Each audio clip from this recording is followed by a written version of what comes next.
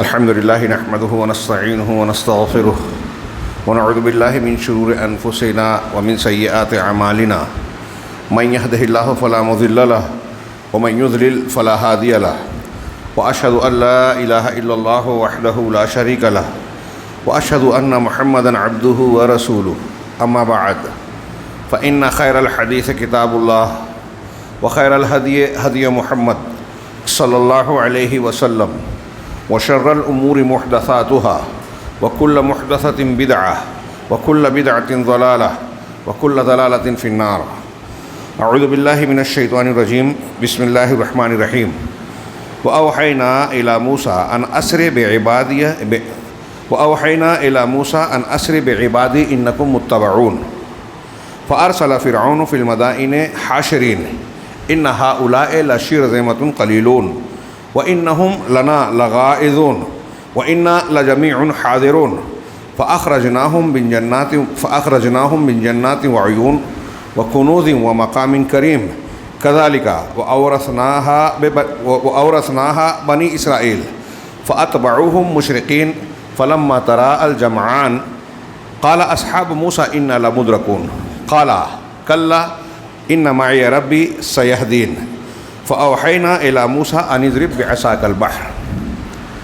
محترم حاضرین، پچھلے ہفتہ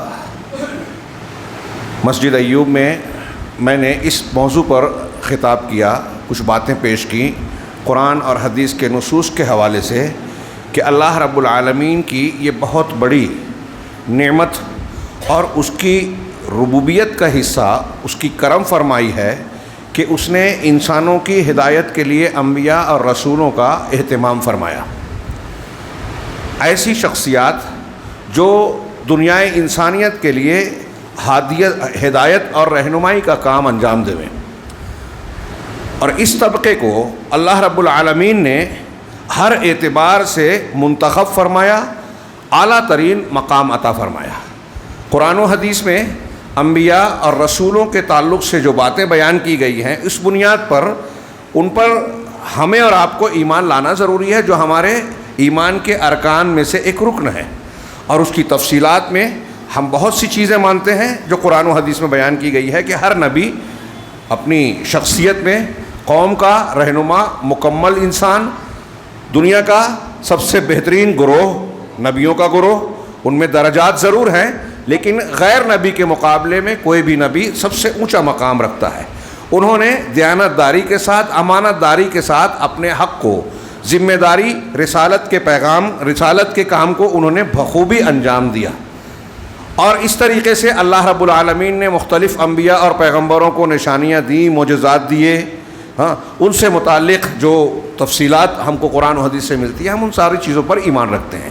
اللہ تبارک و تعالیٰ نے قرآن میں ان کے تذکرے کے ساتھ ساتھ کہا کہ اللہ تعالیٰ نے ان کو ہدایت دی. اولئک ھداھم اللہ فبھداہ مقتدہ، لہٰذا انہی کی ہدایت کی پیروی کیجیے. میں نے قدر تفصیل سے یہ بیان کیا کہ اللہ کے نبی صلی اللہ علیہ وسلم کے خطاب کے ساتھ امت یعنی ہم اور آپ بھی اس کے مخاطب ہیں. اور پھر ہم یہ دیکھتے ہیں کہ قرآن میں اللہ رب العالمین نے متعدد انبیاء کرام علیہم الصلاۃ والسلام کے واقعات کو، ان کی سرگزشت کو ہمارے سامنے بیان کیا. کیوں بیان کیا؟ قصے کہانی کے لیے نہیں، بلکہ اس لیے کہ ان واقعات میں ہم اپنی زندگی کو آئینے کی طرح دیکھ کر اس کو درست کریں اور عبرت و نصیحت کو حاصل کریں.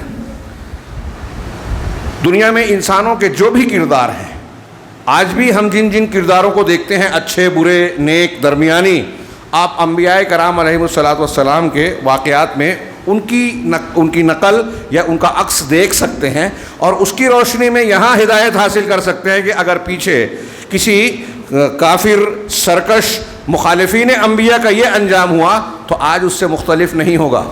پچھلی قوموں میں اگر نبی کو ماننے والے، توحید پر چلنے والوں کا جو انجام ہوا، اللہ رب العالمین نے ان کی مظلومیت اور مادی طور سے کمزوری کے باوجود ان کی انجام کار، ان کی مدد فرمائی. آج بھی یہی ہونا ہے. اچھے لوگوں کا اچھا انجام ہو کر رہے گا، یہ ہمیں اس میں نظر آتا ہے. اور یہی وجہ ہے، میں نے عرض کیا کہ انبیاء کرام علیہ الصلوۃ والسلام کے قصوں اور واقعات کو قرآن میں جو بیان کیا گیا، حدیثوں میں بیان کیا گیا، وہ ہمارے لیے عبرت کا سامان ہے. لیکن افسوس پچھلی قوموں کی طرح اس قوم نے یعنی امت محمدیہ نے بھی اتنے واضح سبق کو فراموش کر دیا. جب یہ بات واضح ہے، ہم اور آپ سب مانتے ہیں، یا یوں کہیے کہ تقریباً ہر مسلک کا انسان مانتا ہے. صوفیہ وغیرہ جو ہیں بعض انبیاء کے مقابلے میں اپنے پیروں کو، مشائخ کو، سلسلے کے بانی کو زیادہ اونچا مانتے ہیں، خواب، حکایات، جھوٹی اور غلط دلیلوں کی بنیاد پر، جو کفر ہے. نبی سے بہتر اگر کسی نے کسی کو مانا تو اس میں کوئی اختلاف نہیں ہے کہ یہ کفر ہے. تو اب تمام لوگ جب یہ مانتے ہیں کہ انبیاء کرام سب سے بہتر، سب سے اونچے ہیں، اور ان کا کردار، ان کے شخصیت اور ان کی تعلیمات کا بنیادی حصہ قرآن و حدیث میں موجود ہے، تو بتائیے کہ ہم اسے چھوڑ کر دوسری چیز کی طرف اگر جاتے ہیں تو اسے کیا کہا جائے گا؟ ایک طرف بہتر اور یقینی چیز کہ یہاں کوئی خامی غلطی کا معاملہ ہی نہیں ہے. اللہ تبارک و تعالیٰ نے سرٹیفکیٹ اور پروانہ دیا کہ یہ انبیاء کرام تمہارے لیے اسوہ ہیں، نمونہ ہیں. ابراہیم اور ان کے ساتھیوں میں جب انہوں نے اپنی قوم سے یہ کہا کہ ہم تمہارے شرک اور جن کی تم عبادت کرتے ہو، شرکا، ان تمام لوگوں سے ہم بری ہیں، تو تمہارے لیے ان انبیاء میں نمونہ ہے، یہ اللہ کہہ رہا ہے. اور ہم نے یہ بنا لیا، کسی نے کسی کو امام بنا لیا، کسی نے کسی کو جو ہے اپنا پیشوا، مشائخ کے طور پر بنایا، سلسلے باندھ دیے، ہر ایک نے اپنی اپنی نسبت اختیار کر لی. اب ان کو اس بات سے کوئی سروکار نہیں ہے کہ انبیاء کی تعلیمات کیا ہے، ان کا کردار کیا ہے. پڑھتے بھی نہیں. بھلے صوفیوں نے تو یہاں تک جرأت و جسارت کر ڈالی، اللہ کا ڈر ہی نہیں ہے جیسے ان کو، کہ قرآن میں تو گمراہی ہے. آج ہمارے یہاں بھی کچھ لوگ کہتے ہیں کہ قرآن مت پڑھو، گمراہ ہو جاؤ گے. انا للہ و انا الیہ راجعون. قرآن خود کہتا ہے کہ یہ لوگوں کے لیے ہدایت ہے، آپ کہہ رہے ہیں گمراہی ہے. گمراہی آپ کہہ رہے ہیں. اللہ کہہ رہا ہے کہ ہم نے اس قرآن کو آسان کیا سمجھنے کے لیے، نصیحت کے لیے. لوگ کہہ رہے ہیں کہ نہیں، اگر آپ ڈائریکٹ قرآن پڑھیں گے، قرآن حدیث پڑھیں گے، گمراہ ہو جائیں گے. لہذا آپ کو کسی کی تقلید کرنی ہے، کسی کے سلسلے پر بیعت ہو جانا ہے، اور آنکھ بند کر کے قرآن و حدیث کے خلاف ہی کیوں نہ بولے، اس کے پیچھے چلنا ہے. کتنی صاف بات یہ جو میں کہہ رہا ہوں اصولی بات ہے. ہاں، اللہ تبارک و تعالیٰ نے کہا کہ انبیاء کرام تمہارے لیے نمونہ. پچھلے انبیاء کی شریعتیں منسوخ ہو گئی، اب تمہارے لیے اور ساری انسانیت کے لیے مکمل نمونہ، بہترین نمونہ رسول اللہ صلی اللہ علیہ وسلم. لقد کان لکم فی رسول اللہ اسوۃ حسنہ. اس بہترین نمونے جو اللہ نے ہم کو دیا، اور جس کی سیرت طیبہ ہر اعتبار سے پختہ ہے، بے داغ ہے، کہیں کوئی کمزوری، کوئی جھول نہیں ہے، اس کو چھوڑ کر لوگوں نے امتیوں کو پیشوا بنا لیا. میں یہ نہیں کہتا کہ لوگوں نے جن کو امام بنایا ہے، شیخ بنایا ہے، میں ان کی برائی کر رہا ہوں، نہیں. لیکن کوئی نبی کے سامنے کھڑا نہیں ہو سکتا، کسی کو نبی کا درجہ اور مقام دیا نہیں جا سکتا. اللہ تعالیٰ نے جو حیثیت جناب محمد رسول اللہ صلی اللہ علیہ وسلم کو اور انبیاء کو عطا کی ہے، وہ کائنات کا کوئی انسان، کوئی مخلوق کتنا بھی اعلیٰ مقام حاصل کر لے نہیں پہنچ سکتا اس درجے کو. وہ ہمارے یہاں حکایتیں بیان کرتے ہیں، میں اکثر کہا کرتا ہوں، ہندوستان میں دعوت و تبلیغ کے نام پہ کئی طبقات ایسے ہیں جو صرف بزرگوں کے واقعات، کرامات، حکایات، منامات یعنی خواب، یہی بیان کرتے ہیں. ان کی دعوت و تبلیغ کا حاصل اور مغز یہی ہے. فلاں بزرگ ایسے تھے، فلاں ویسے تھے، وہ یہ کرامت پیش کرتے تھے، انہوں نے سجدے میں کئی سال گزار دیے، وہ کرامت کھیلتے تھے، وہ یہ کرتے تھے، وہ کرتے تھے. کیا مطلب ہے؟ یہ میں جو باتیں بار بار کہتا ہوں، یہ جو ذکر کر رہا ہوں، یہ کوئی چھوٹی موٹی معمولی بات نہیں ہے. انبیاء کرام علیہم الصلوۃ والسلام کی دعوت کا مرکز اللہ کی توحید ہوتی تھی.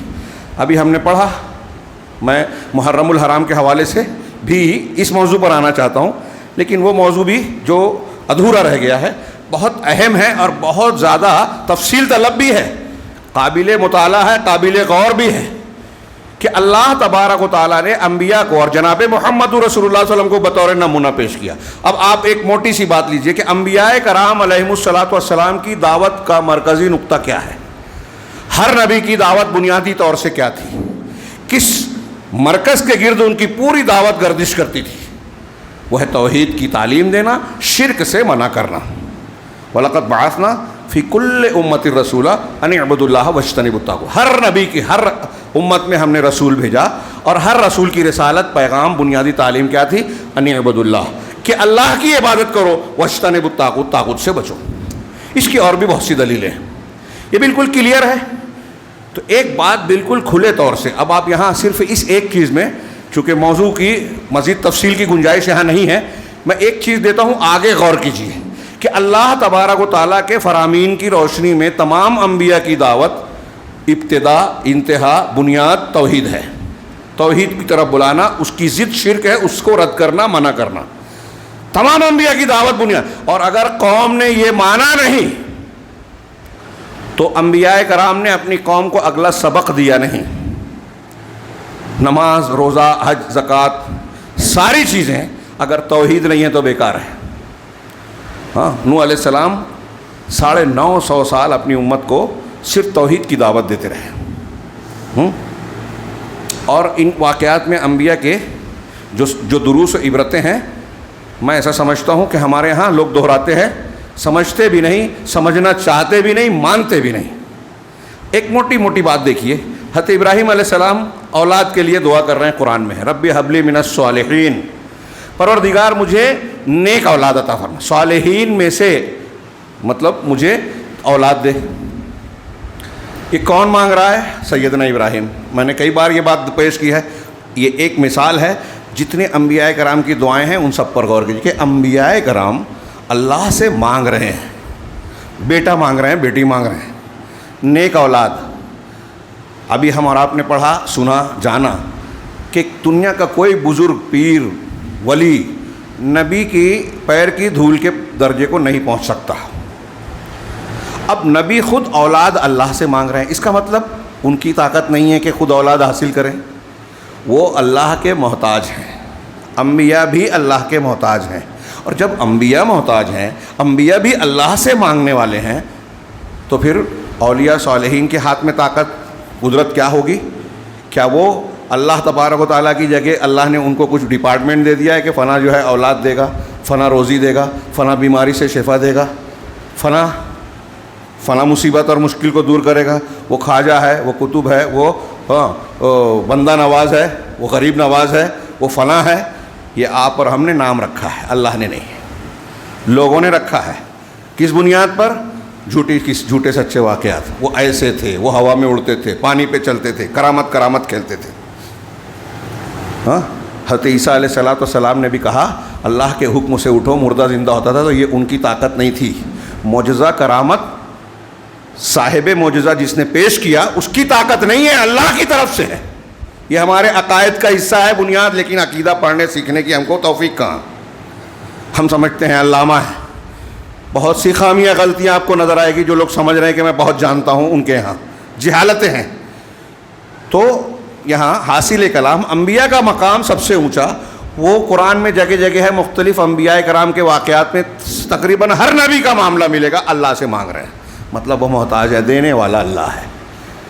ساری قدرت، طاقت، اختیار، تدبیر، ربوبیت اللہ کی ہے۔ یہ ان واقعات میں ہم کو درس مل رہا ہے۔ اب ان انبیاء کی ہم کو پیروی کرنی ہے، اور میں نے گزشتہ ہفتہ یہ پیش کیا کہ یہ ہمارے حالات، واقعات سے ہٹ کر کوئی بحث نہیں ہے کہ آپ یہ سمجھیں کہ میں کوئی ایسا موضوع پیش کر رہا ہوں، ایسی تفصیل جس کی ہم کو ضرورت نہیں ہے۔ یہ ہمارے دین کی بنیادوں میں سے ہے، اور ہماری زندگی کے ہر وقت اور ہر معاملے سے کنیکٹڈ ہے۔ اگر آج ہم کسی مسئلے میں پریشان ہیں، وہ گھر میں ہوں، محلے میں ہوں، شہر میں ہوں، ملک میں ہوں، دنیا میں ہوں، ہمیں انبیاء کرام علیہ السلام کے واقعات میں اس کے سلسلے میں رہنمائی ملے گی۔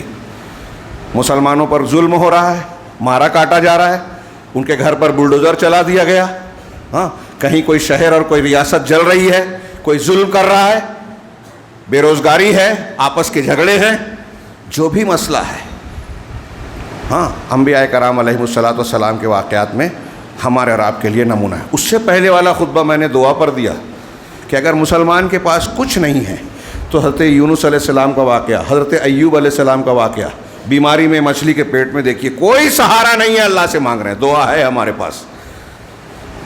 یہ ہتھیار مسلمان ہر حال میں استعمال کر سکتا ہے، اور بہت مضبوط ہتھیار ہے اگر ہم اس کو سمجھ سکیں، معمولی نہیں ہے۔ ہم سمجھتے اس سے کیا ہوگا، لوگ اس کو غیر ضروری سمجھتے ہیں، سیاسی طاقت، فلاں طاقت، ڈھیما طاقت، اس کے پیچھے مرے جا رہے ہیں۔ ہم واقعہ پڑھتے ہیں کہ 3 لوگ غار میں پھنس گئے, دعا مانگی, تینوں نے ایک ایک کی دعا پر جو ہے چٹان تھوڑی تھوڑی سرکتی چلی گئی, راستہ بن گیا. اس دعا سے چٹان سرک رہی ہے اور ہم سمجھ رہے ہیں دعا سے کچھ نہیں ہوتا. روحانی قوت کو ہم اہمیت ہی نہیں دیتے, ایمانی قوت کو پر توجہ ہی نہیں دیتے. اگر ان چیزوں پر توجہ دے تو مسلمان, آج میں بار بار یہ جملے دہرا رہا ہوں دروس میں, خطبات میں, کہ آج عام مسلمان ہی نہیں, خاص مسلمان ہمارے لیڈران اور پیشوا بھی ڈرے سہمے ہوئے ہیں. ہاں, آپ تفصیل میں جائیں گے تو یہ میرا جملہ سمجھ میں آ جائے گا کہ لوگوں پر خوف طاری ہے. ہاں, یہ ڈرنے کی ضرورت نہیں ہے. ہاں, ڈرنے والی ذات جس سے ڈرنا چاہیے اللہ ہے. اور کس بنیاد پر؟ گناہ سے. اگر آپ کو ہم کو ڈرنا ہے تو اپنے گناہوں کی وجہ سے اللہ کا خوف ہونا چاہیے اور کچھ نہیں. جب اللہ ناراض ہوگا تو وقت کی چھوٹی سے چھوٹی چیز, اللہ کا چھوٹی سی مخلوق بھی ہم کو تباہ کر سکتی ہے. ایک بارش, ایک سیلاب, ایک جانور کا حملہ, ہاں, آپ کا چھت گر جائے, آپ کی زمین پھٹ جائے, آپ اس میں سما جائیں, کہیں کچھ بھی ہو سکتا ہے. اللہ ناراض ہے تو. اور اگر اللہ بچانے پہ آ جائے, بچانا چاہے, اس کی فیصلہ ہو کہ آپ کو نقصان نہیں پہنچانا ہے, تو کوئی میزائل والا ہو, نیوکلیئر ہتھیار کا حامل جو ہے ملک ہو, آپ کا ہمارا کچھ نہیں بگاڑ سکتا. وقت کا کوئی فرعون اور نمرود. تو میں یہ عرض کر رہا تھا کہ ان انبیاء کرام علیہم الصلاۃ والسلام کی دعوت میں ہمارے لیے نمونہ ہے. میں نے اس میں ایک نمونہ پیش کیا کہ سب سے بنیادی تعلیم انبیاء کی توحید ہے. آج آپ ایک سرسری جائزہ لیجیے, میری یہ آواز جہاں تک پہنچے میری اس بات پر غور کریں کہ مسلمانوں میں بہت سی تنظیمیں ہیں, فرقے ہیں, گروہ ہیں, مسلک ہیں, سلسلے ہیں. آپ غور کیجئے, جائزہ لیجئے ایک ٹھنڈے دماغ سے قرآن اور حدیث کی اس تعلیم کو, اس نمونے کو, کہ اللہ نے ہم کو اور آپ کو کہا ہے کہ انبیاء کی اقتداء کیجئے, ان کی پیروی کیجئے, ان کے طریقے پہ چلنا ہے. نبی صلی اللہ علیہ وسلم کو کہا اور ان کے واسطے سے ہم کو کہا. یہ واضح ہے کہ انبیاء کے طریقے پہ چلنا ہے. انبیاء کی تعلیم کی بنیاد توحید ہے, شرک کا رد ہے. اب آج ہم مسلمانوں کو دیکھیں, یہود نصارہ ان لوگوں کو چھوڑیے, مسلمانوں کو دیکھیے جو قرآن مانتے ہیں, جناب محمد رسول اللہ علیہ وسلم پر ایمان لانے, محبت رکھنے کا دعویٰ کرتے ہیں, اور بہت سی دینی تنظیمیں, بڑے بڑے پروگرام, مظاہرات ہوتے ہیں. ہم تو یہ کر رہے ہیں, ہم تو اتنی بڑی کانفرنس کر رہے ہیں, ہماری اتنی تعداد ہے, اتنی چلت پھرت ہے, فلاں اتنے ٹی وی چینل پہ آتے ہیں, فلاں نے اتنی کتابیں لکھی.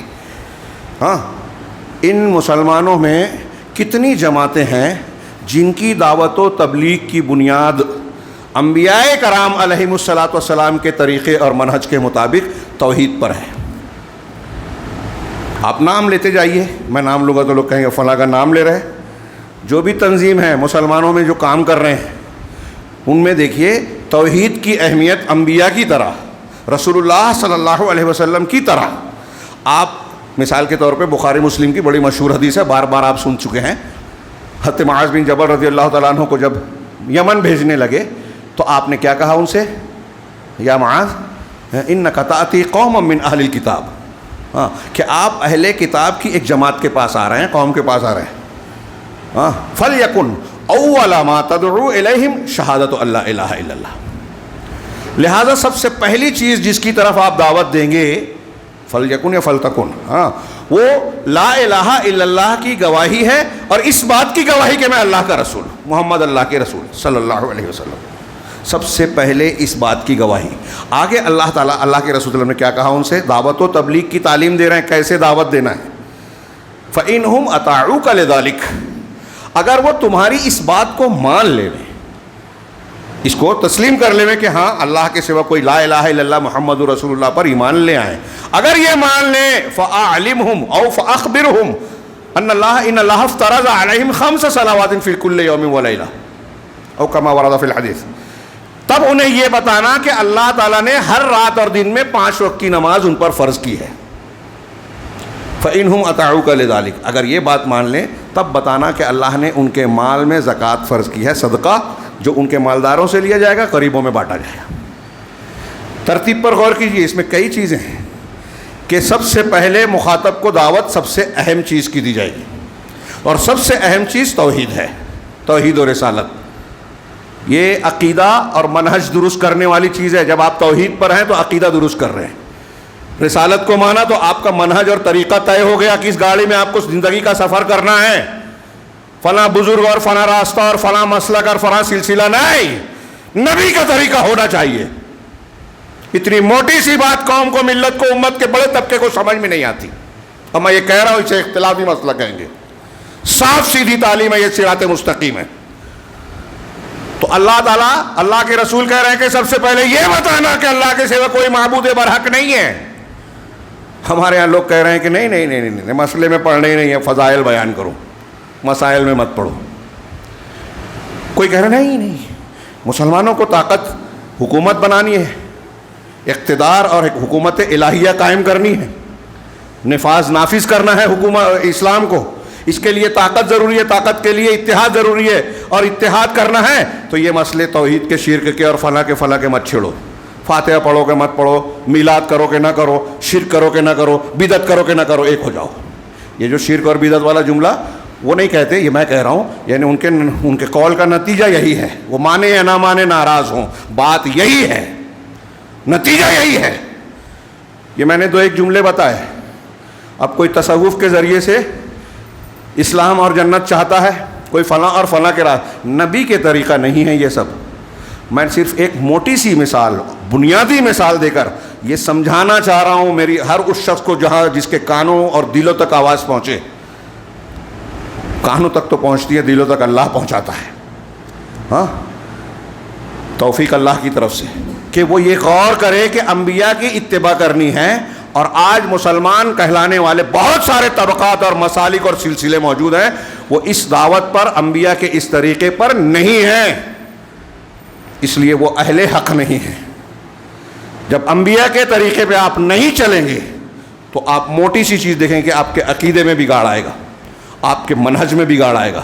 یہ 2 بنیادی باتیں، یا ایک ہی لیجئے کہ عقیدہ بگڑ گیا تو اس کے نتیجے کیا کیا ہوتے ہیں، سارے بھگتان مسلمان بھگت رہے ہیں۔ اللہ کا عذاب، ہاں، کہیں انسانوں کی شکل میں، ظالم حکمراں کی شکل میں، ہاں، معاشی پریشانیوں کی شکل میں، آپسی جھگڑوں کی شکل میں مسلمانوں کو گھیرے ہوئے ہیں۔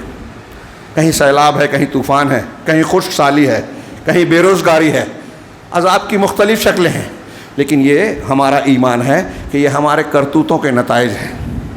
اگر مسلمانوں کے گھر پر بلڈوزر چل رہے ہیں تو یہ مت سوچیے اللہ کی مدد نہیں آ رہی ہے، یہ سوچیے کیوں نہیں آ رہی ہے۔ ہاں، لوگوں نے اس طرح کے سوالات اٹھائے، تو میں عرض کر رہا تھا کہ انبیاء کا طریقہ ہم نے اختیار ہی نہیں کیا جس کا اللہ نے حکم دیا، اور آج بڑے بڑے مسلک، بڑے بڑے کام اور ڈنڈورے پیٹے جا رہے ہیں، دکانیں چلائی جا رہی ہیں، اخبارات میں رپورٹیں آتی ہیں فلاں نے یہ کیا، کیس لڑا، فلاں کام کیا، ڈھیما کام کیا۔ ہاں، لیکن یہ بولنے کی توفیق، کل پہلی مرتبہ میں نے ہمارے یہاں کے MLA کا بیان دیکھا، بہت خوش ہوئی طبیعت کہ انہوں نے کہا وندے ماترم ہمارے دین کی، اسلام کی، ابو عاصم صاحب، اور انہوں نے، میں نام اس لیے لے رہا ہوں کہ یہ اس کی حوصلہ افزائی ہونی چاہیے۔ بہت پہلے ہم کو یہ کرنا تھا کہ عقائد کے سلسلے میں جو ہماری تعلیمات توحید سے متصادم چیزیں اس کو واضح کر دے۔ ہاں، سنگ پریوار اور مسلمانوں کے دشمن ایسی چیزوں کی اسٹڈی آج مسلمانوں سے زیادہ رکھتے ہیں، اور سوال اٹھا رہے ہیں کہ مسلمان یہ کیوں نہیں پڑھتا، یہ کیوں نہیں کرتا، جانتا ہے وہ کہ اسلامی تعلیم کے یہ خلاف ہے۔ ہاں، وندے ماترم اور جے بھومی پوجا والی جو کلمات ہیں، وہ پارلیمنٹ میں جو ہوا تھا کہ وہ فلاں کلمہ کیا جے، ہاں نہیں ایک دوسرا لفظ تھا مٹی کے لیے، ملک کے لیے، وہ جملہ نہیں کہہ سکتے، کچھ مسلمانوں نے کہہ دیا۔ ہاں، وہ ملک کو کہا کہ اس کو ہم پوجا کرتے ہیں۔ تو اس کی یہ ہماری ڈیوٹی اور ذمہ داری تھی، جماعتوں کی، دینی شخصیات کی، مسلم نمائندوں کی۔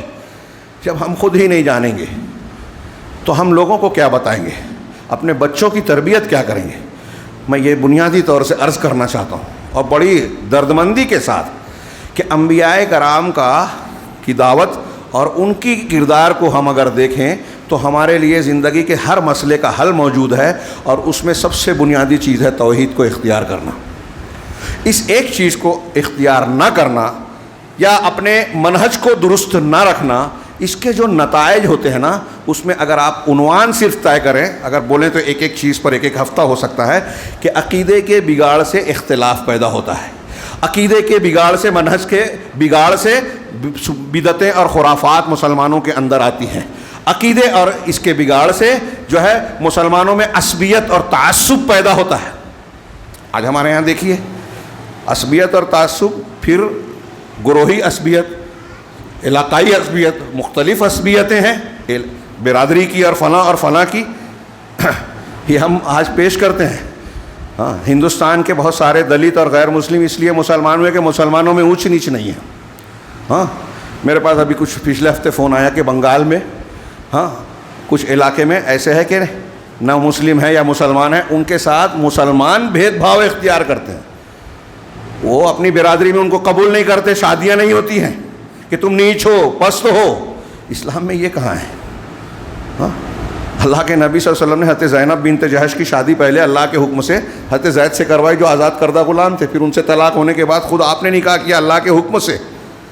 دو بڑی کہ منہ بولے بیٹے کا کوئی اعتبار نہیں ہے، آپ کے منہ بولے بیٹے تھے، تو آپ کی ان کی متعلقہ سے آپ کی شادی کر کے یہ بھی رد کروایا، اونچ نیچ کا بھی رد کروایا۔ اور یہ ایک ہی مثال نہیں ہے، ہمارے یہاں فقہ حنفی میں بھی ہے، حنفی مسلک کی کتابوں میں، کہ قریشی اور فلاں جو ہے ایک دوسرے کے کفو نہیں ہیں، یہ انصاری جلاح حائق کہتے ہیں اس کو عربی میں، اس کی شادی قریشی سے نہیں ہو سکتی، فقہ حنفی میں ہے، حنفی مسلک کی کتابوں میں ہے۔ انہوں نے حوالہ دیا کہ مسلم پرسنل لا والے بھی یہ کہتے ہیں، وہ کہتے ہوں، یہ کہتے ہیں اسلام کی یہ تعلیم نہیں ہے، اونچ نیچ اسلام میں نہیں ہے، ہرگز نہیں۔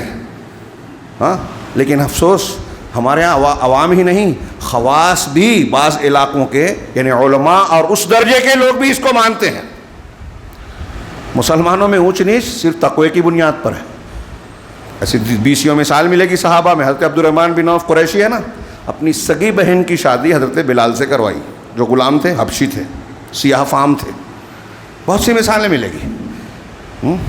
ہمارے یہاں لوگ بہت دینداری جھاڑتے ہیں ہندوستان میں، اور یہ دیکھیے کئی علاقے میں ایک پلیٹ میں 2 لوگ کھانا نہیں کھاتے، ہندوؤں کا اثر ہے، ہندوانہ تہذیب کا، جھوٹا نہیں پیتے کھاتے۔ ایسی کئی چیزیں ملے گی آپ کو۔ آپ سعودی عرب میں جائیے، وہاں کا 1 کروڑ پتی ارب پتی انسان، ایک عام آدمی اگر کھا کے اٹھائے اس کی جھوٹی پلیٹ میں کھانا کھانے میں مسلمان ہے تو کوئی آر محسوس نہیں کرے گا۔ آدھا گلاس پیا ہوا پانی وہ پی لے گا بلا کسی جھجک اور تردد کے۔ وہاں اسلام عمل میں نظر آئے گا آپ کو، جن کو ہم اسلام سے دور کہتے ہیں۔ 1 سے زیادہ شادی کا وہ مذاق نہیں اڑاتے، ہنسی نہیں اڑاتے، سنت ہے، اجازت ہے، بہت سے مسائل کا حل عمل کرتے ہیں۔ ہاں، ہمارے یہاں دوسروں کا اثر ہے ہم پر، بات تھوڑی پھیل گئی، لیکن اس تناظر میں ہے کہ انبیاء کی دعوت سے جب آپ ہٹیں گے، انبیاء کو آپ اپنا مرکز ہدایت اور اپنا نمونہ نہیں مانیں گے، تو ساری برائیاں آہستہ آہستہ ہمارے عقیدے اور عمل میں آتی جائے گی۔ اور نتیجہ کیا نکلے گا کہ ایک طرف ہم دکھاوا میں، ہم آج دیکھ رہے ہیں کہ اسلام اور مسلمان ہونے کا دعویٰ تو بہت ہے کہ ہم مسلمان ہیں، اسلام ہے، لیکن حقیقی اسلام مسلمانوں کے بیچ میں اجنبی ہے۔ بدأ الاسلام غریبا وسیعود کما بدا، کہ اسلام اجنبیت کی حالت میں، کئی تفسیر میں سے ایک یہ زیادہ مشہور یہی ہے، اجنبیت کی حالت میں شروع ہوا، اور اللہ کے رسول نے فرمایا کہ ان قریب ایسے ہی لوٹ آئے گا کہ آپ صحیح اسلام پر عمل کریں گے، لوگ کہیں گے ارے یہ کیا نئی چیز لایا ہے، جبکہ وہی پرانی ہے، وہی پرانی چیز ہے، لیکن اس کو لوگ اجنبی محسوس کریں گے، نیا محسوس کریں گے۔ یہ جہالت کا نتیجہ ہے، اصل اسلام کے لوگوں میں کمیاب ہو جانے کا نتیجہ ہے۔ اس کی تعلیمات چھوڑ کر لوگوں نے رسم و رواج کو، اکثریت کو، لوگوں کے دیکھا دیکھی والے اسلام کو اسلام سمجھ رکھا ہے۔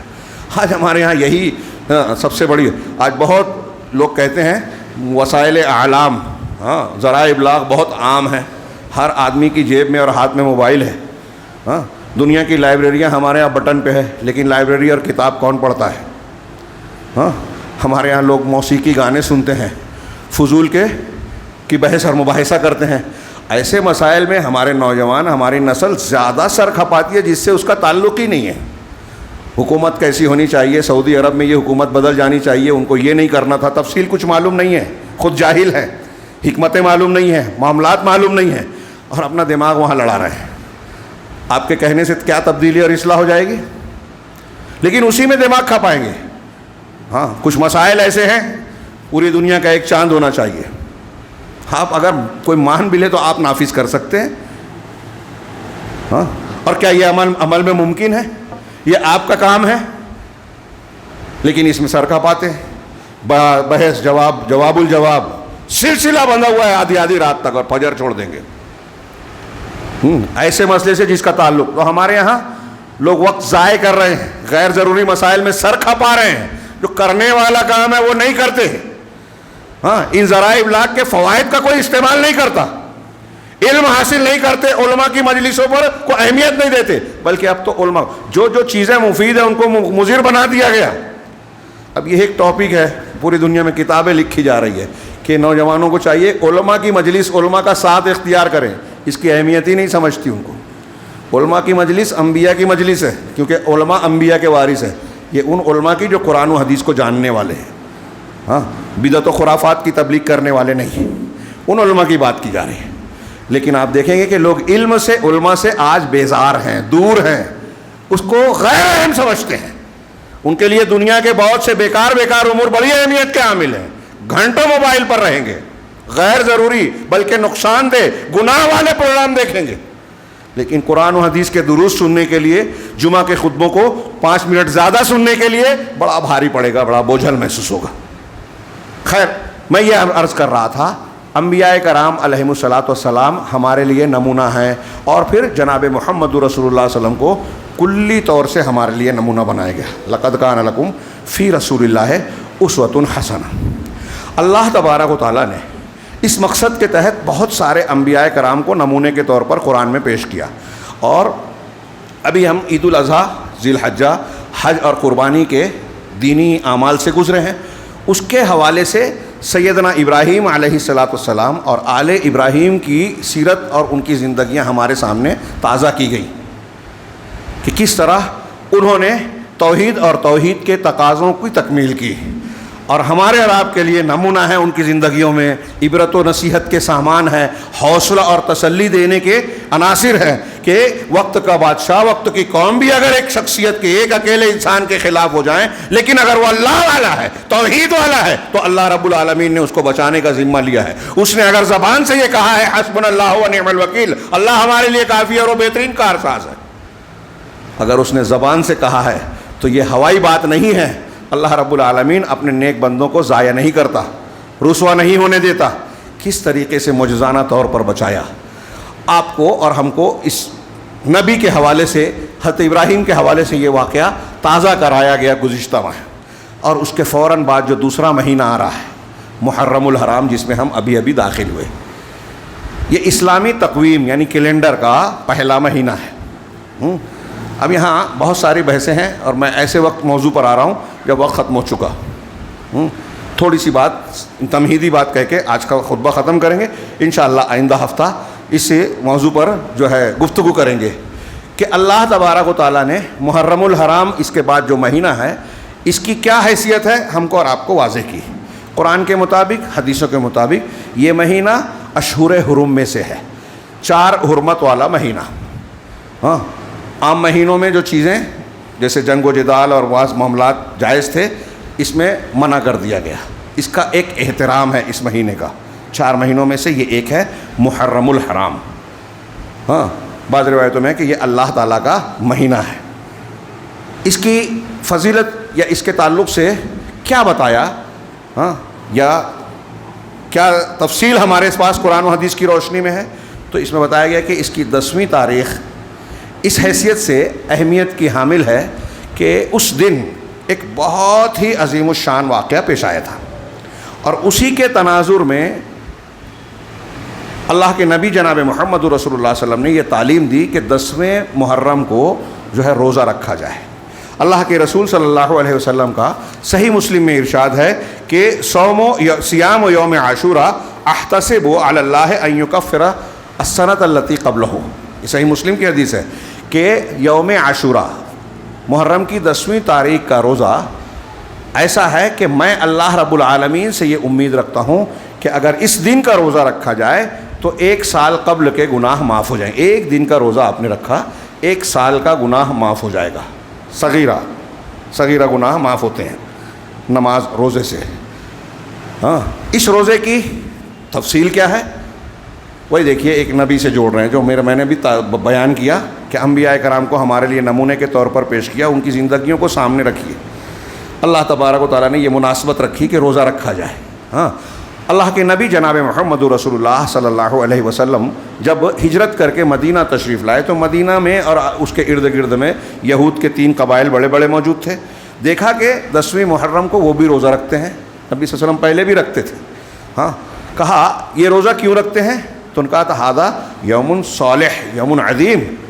ہاں نجى اللہ فیہا موسیٰ وقومہ من فرعون وآلہ او کما قال, کہ یہ بہت عظیم اور نیک اور اچھا دن ہے.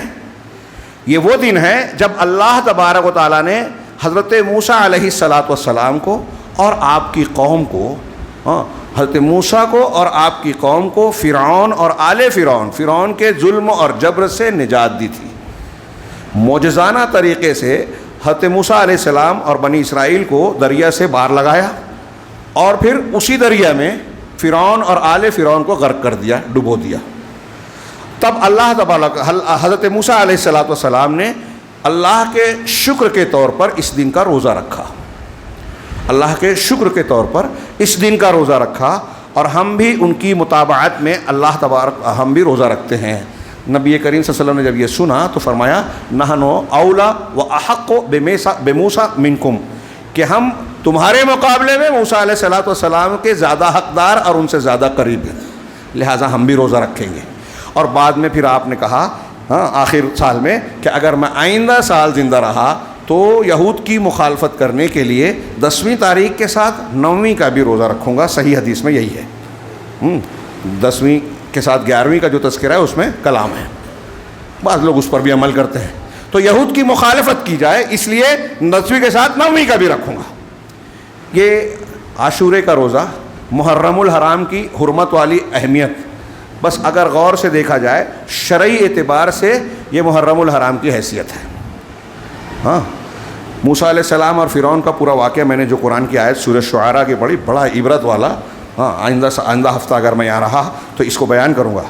میں صرف یہاں یہ کہنا چاہتا ہوں کہ قرآن حدیث کی روشنی میں ایک واقعہ یہ ہے جس کو ہم کو یاد کرنا چاہیے, اور اس حوالے سے پچھلے انبیاء کی اقتدا کا ایک اور ان کی قوم میں ان کے واقعے میں جو ہمارے لیے عبرت کا سامان ہے اس کو تازہ کیا گیا. اس کے علاوہ قرآن کی حدیثوں کی بہت سی نصوص یہ بتاتی ہیں کہ ہمیں صحابہ کرام کے طریقے پہ چلنا ہے. نبی کا طریقہ ماننا ہے, لیکن نبی کو ویسے ماننا ہے عقیدے میں, عمل میں, قول میں, فعل میں, جیسے صحابہ کرام نے مانا. 72-73 فرقے ہوں گے, سب جہنم میں جائیں گے سوائے ایک کے. کون؟ جس پر میں اور میرے صحابہ ہیں. سب کو یہ حدیث معلوم ہے. اللہ کے رسول صلی اللہ علیہ وسلم نے کیا طریقہ بتایا صحیح طریقہ؟ نبی کا طریقہ اور صحابہ کا طریقہ.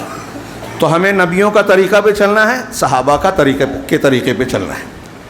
یہ ہمارے لیے نجات کا راستہ ہے. لیکن جب محرم الحرام شروع ہوتا ہے تو نبیوں کی بھی مخالفت سکھائی جاتی ہے. ہمارے یہاں ایک ایسا ڈھانچہ بنا دیا گیا رفض و تشیع, اسلام کے خلاف سازشوں کے نتیجے میں, کہ ہمارے سامنے محرم الحرام کی جو تصویر آتی ہے اس کی وہ باتیں جو مشہور ہیں وہ یا تو انبیاء کی مخالفت ہے یا صحابہ کے خلاف ہے. یہ صحابہ کرام نے اس ہجری سال کو ہجرت سے, اسلامی سال کو ہجرت سے جوڑا. مسلمانوں کا کیلنڈر ہجرت سے جڑتا ہے.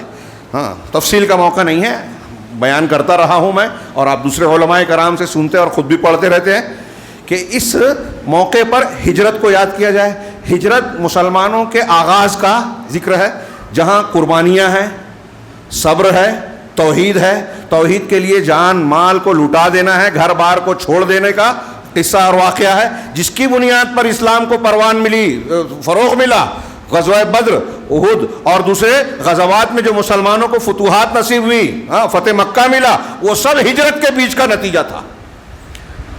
صحابہ کرام کی دور اندیش نگاہوں نے حضرت عمر فاروق کے زمانے میں اس واقعے کو اسلامی تقویم کی بنیاد قرار دیا. یعنی صحابہ کی قربانیوں کو یاد کیا جائے نئے سال کے اعتبار سے, حضرت موسیٰ کے اور فرعون کے واقعے کو یاد کیا جائے اس موقع پر, لیکن یہ دونوں غائب ہو گئی ہیں آج مسلمانوں کے. آپ محرم الحرام کا تذکرہ کیجئے تو مسلمان اور غیر مسلم شہادت حسین، کربلا، اور پھر اس کے تناظر میں رفض و تشیع کی پھیلائی ہوئی جھوٹی حدیثیں، اور پھر ان کے کچھ ایجنٹ ہمارے نوجوانوں کو اس طرح سے ورغلاتے بہکاتے ہیں کہ وہ کربلا اور حضرت امیر معاویہ، حضرت یزید، ان کی شخصیات کو موضوع بنا کر الٹی سیدھی گفتگو کرتے ہیں جس کا نشانہ صحابہ کرام ہوتے ہیں. اور ہمارے نوجوان اس طرح بحث کرتے ہیں کہ جیسے آج وہ اس طرح کی بحثوں کے ذریعے سے اسلام کو نجات دلانا چاہتے ہیں. یزید کو برا نہیں کہیں گے تو ہمارا جو ہے معاملہ بگڑ جائے گا دنیا اور آخرت کا، ہمارے معاملات کی اصلاح نہیں ہوگی. ایسا لگتا ہے لوگ اسی پہ پوری طاقت صرف کر دیتے ہیں، حالانکہ تلک امۃ قد خلت. اور صحابہ کرام سے متعلق جو موقف ہے اس وقت موقع نہیں ہے. یہ ہمارے اہل سنت والجماعت اور قرآن و حدیث کی تعلیمات کے بالکل خلاف بات. یہ رافضیت، شیعیت، اسلام دشمنی کے عناصر ہیں. ان کے ذریعے سے اصل مقصد سے آپ کو موڑا جاتا ہے. اور اگر آپ نے حضرت امیر معاویہ صحابی رسول ہیں، مسلمانوں کے ماموں ہیں، اللہ کے نبی صلی اللہ علیہ وسلم کی زوجہ مطہرہ ام حبیبہ کے سگے بھائی ہیں، کاتب وحی ہیں، مسلمانوں کے ماموں ہیں، اللہ کے رسول نے ان کو ہادی اور مہدی کہا ہے. کچھ لوگ اس پر کلام کرتے ہیں لیکن روایت مقبول ہے. تو جن کو اللہ کے رسول نے ہدایت والا اور ہدایت یافتہ کہا ہے، اس کو آج کل کے ہمارے کچھ لوگ، وہ رافضی تو چھوڑیے، کچھ مسلمان وہ کوئی انجینئر ہے، یہاں حسینی صاحب ہیں اور مودودی صاحب ہیں، فلاں صاحب ہیں، خلافت و ملوکیت اور دوسرے ناموں پہ جو ہے اس کو اس طرح سے بیان کرتے ہیں ایسا لگتا ہے کہ کوئی عام آدمی ہو اور آپ کو اور ہم کو اس پر تنقید کرنے کا پورا حق حاصل ہو گیا. اور پھر عوام میں، پبلک میں، عام لوگوں میں بیان کرتے ہیں جن کو توحید نہیں معلوم، صحابہ کرام سے متعلق اہل سنت والجماعت کے عقیدے کا علم نہیں ہے. اور اس تناظر میں اس آغاز سال میں ہی جو ہے وہ اسلامی تعلیمات سے دور چلے جاتے ہیں. میں یہ عرض کرنا چاہتا ہوں، کچھ باتیں اور بھی دماغ میں آ رہی ہے، چھیڑوں تو بہت لمبا وقت ہو جائے گا، لیکن روک رہا ہوں اپنے آپ کو. میں صرف یہ کہنا چاہتا ہوں کہ دیکھیے، ہمیں انبیاء کے طریقے کی اقتدا کرنے کا اللہ نے حکم دیا. بنیادی طور سے ان انبیاء کا سارا معاملہ سمٹا ہوا ہے جناب محمد رسول اللہ صلی اللہ علیہ وسلم کی سیرت و تعلیمات میں. لہٰذا آپ کی اتباع کی جائے، اور پھر آپ کی اتباع کیسے کی جائے اس کا نمونہ صحابہ کرام کی شکل میں پیش کیا گیا. محرم الحرام کے حوالے سے صحابہ کرام کو بھی تنقید کا نشانہ بنایا جاتا ہے، اور پھر اس مہینے سے متعلق ایسی الٹی سیدھی من گھڑت باتیں. ہر سال کچھ نہ کچھ نئی باتیں سن. کل ایک صاحب نے فون کر کے پوچھا کہ کچھ لوگ کہتے ہیں کہ محرم کے پہلے عشرے میں مچھلی نہیں کھانا چاہیے، ایسی کوئی حدیث ہے کیا؟ میں نے ان سے کہا کہ یہ میں زندگی میں پہلی بار سن رہا ہوں. اور پتہ نہیں کیا کیا رافضیت اور شیعیت نے بہت ساری چیزیں اس طرح کی مشہور کر رکھی ہے. سنیوں میں شعر بات، تعزیہ اور ایسی چیزوں کو حضرت حسین علیہ السلام کے مزار کی نقل کے طور پر جو ہے مشہور کر رکھا ہے. اور اس کے تعلق سے بناوٹی احکامات ہے. ہمارے شہر مالیگاؤں میں کچھ اور ملیں گے، برہان پور میں کچھ اور ملیں گے، کہیں اور لکھنؤ میں جائیں وہاں کچھ اور احکامات میں، کیونکہ یہ بدعت ہے، شریعت سے نہیں ہے، رافضیوں شیعوں کی. اور اللہ کے رسول، صحابہ، تابعین، تبع تابعین اور ان کے بہت بعد میں ایجاد کی ہوئی تیمور لنگ ہندوستان میں لایا، اور اس سے پہلے جو ہے ایک شیعہ نے، ابن معیز نے جو ہے شروعات کی تھی اس کی. ایسی چیزوں کے حوالے سے محرم کا تعارف کیا جاتا ہے، لیکن حقیقی تعارف، عبرت کا سامان ہمارے لیے ان واقعات میں ہے جو قرآن و حدیث سے میں مذکور ہیں. واقعہ کربلا اللہ کے رسول صلی اللہ علیہ وسلم کی وفات اور دین مکمل ہونے کے 50 سال بعد رونما ہوا. انشاءاللہ ان چیزوں کی تفصیلات ہم آئندہ ہفتوں میں پروگراموں میں سنیں گے اور جانیں گے. اللہ سے دعا ہے کہ وہ ہمیں صحیح دین کو جاننے اور اس کے مطابق عمل کرنے کی توفیق عطا فرمائے، اور اسی پر زندہ رکھے، اسی پر موت دے. اس کی برکت سے دنیا میں بھی فتنوں اور ہر قسم کے عذاب سے محفوظ رکھے، اور مرنے کے بعد بھی ہر قسم کے عذاب سے محفوظ رکھے. اقول قولی ھذا واستغفر اللہ لی ولکم ولسائر المسلمین وصلی اللہ علی نبینا محمد. بارک اللہ لنا ولکم فی القرآن المجید ونفعنا وإیاکم بالآیات والذکر الحکیم. انہ تعالی جواد کریم ملک بر غفور رحیم.